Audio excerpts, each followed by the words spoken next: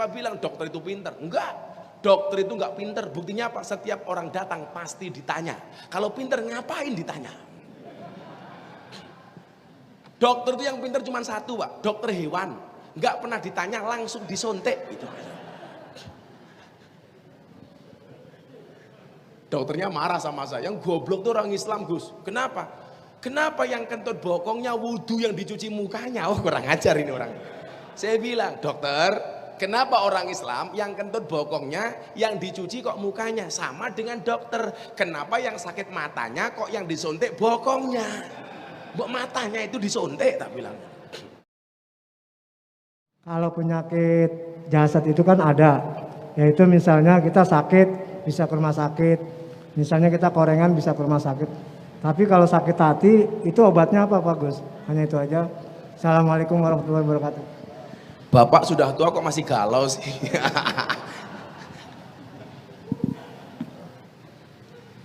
Jadi ini Pak ya, ini tak buat logika yang paling gampang saja. Kita itu aneh. Anehnya di mana?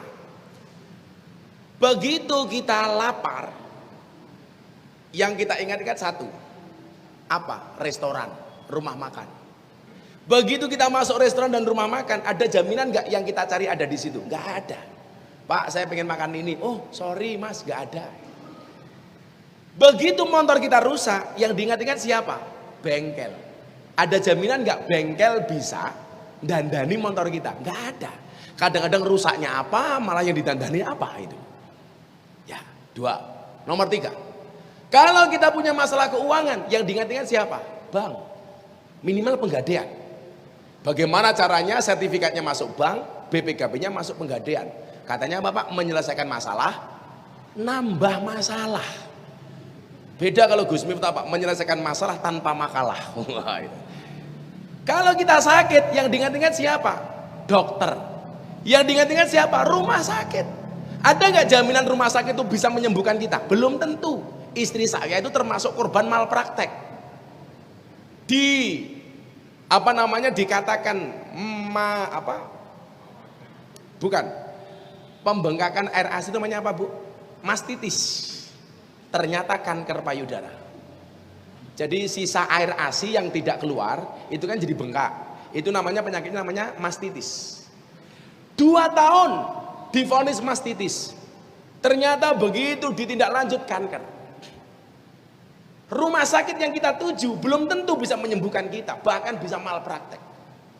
Maka saya bilang kalau saya ngaji dengan teman-teman IDI, Ikatan Dokter Indonesia, siapa bilang dokter itu pinter? Enggak, dokter itu enggak pinter. Buktinya apa? Setiap orang datang pasti ditanya. Kalau pinter ngapain ditanya?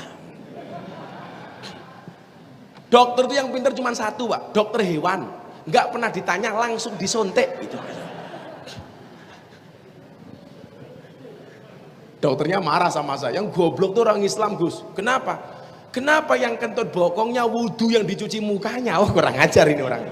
Saya bilang, dokter, kenapa orang Islam yang kentut bokongnya yang dicuci kok mukanya? Sama dengan dokter. Kenapa yang sakit matanya kok yang disontek bokongnya? Matanya itu disontek, tak bilang. Lucunya apa?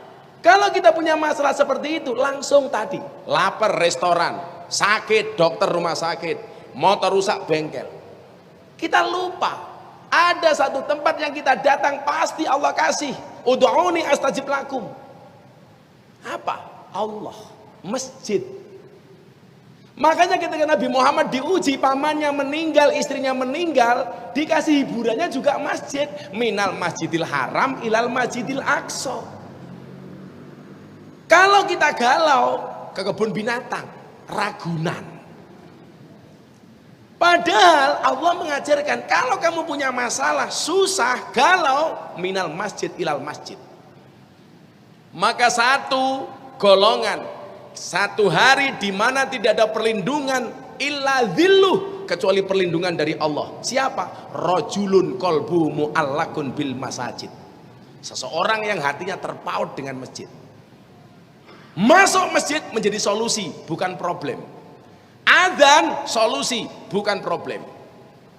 Perlu diatur. Kalau saya kembalikan ke masyarakat, kearifan lokal. Mbok ngurusi yang lain saja. Lingkungan saya itu Nasrani, 60%. Pondok saya Pak, 60% Katolik. Saya tahu diri, kalau mau tarhim sebelum adzan pakai speaker dalam. Adzan luar. Anak-anak habis itu selawatan, gak usah lama-lama langsung komat. Tapi fungsi toah itu tidak hanya untuk adzan, tapi untuk menyiarkan orang meninggal dunia. Inna lillahi wa inna ilaihi rojiun. Karena kampung saya banyak Nasrani, bahkan orang Nasrani mati juga diumumkan melalui toa masjid. Apa malaikatnya bingung? Ya enggak lah. Kalau saya nggak usah memperpanjang persoalan itu, ya sudahlah. Kembalikan. Lah orang sini suka dengan suara toa, ya silahkan. Enggak ya diatur bareng-bareng gitu saja tuh.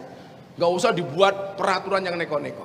Solusinya masjid Pak. Maka kalau kita hatinya sakit, apa kata Rasulullah? Alaikum bimujalasatil ulama wastimai kalamil hukama. Kalau kamu pengen tenang hidupnya, bertemulah dengan ulama dan dengarkan fatwa-fatwanya. Kenapa? Fa innallaha yuhyil qalba al mayyit. Maka sesungguhnya Allah akan menghidupkan hati yang mati binuril hikmah, dengan cahaya hikmah. Kama yuhyil ardo al mayyit, sebagaimana Allah menghidupkan bumi yang mati bima il matori, dengan air hujan.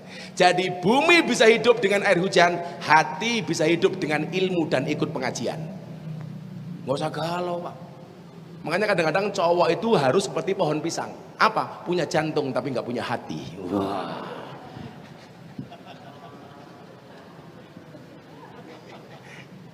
Gitu Pak ya. Kalau hatinya sakit, masjid Pak. Persoalannya satu Mas. Kanjeng Nabi itu sholat sebagai solusi. Kalau kita sebagai problem. Nabi Muhammad tuh kalau capek, yang ditunggu Bilal supaya cepat adzan, dia sholat. Kita denger adzan malah susah.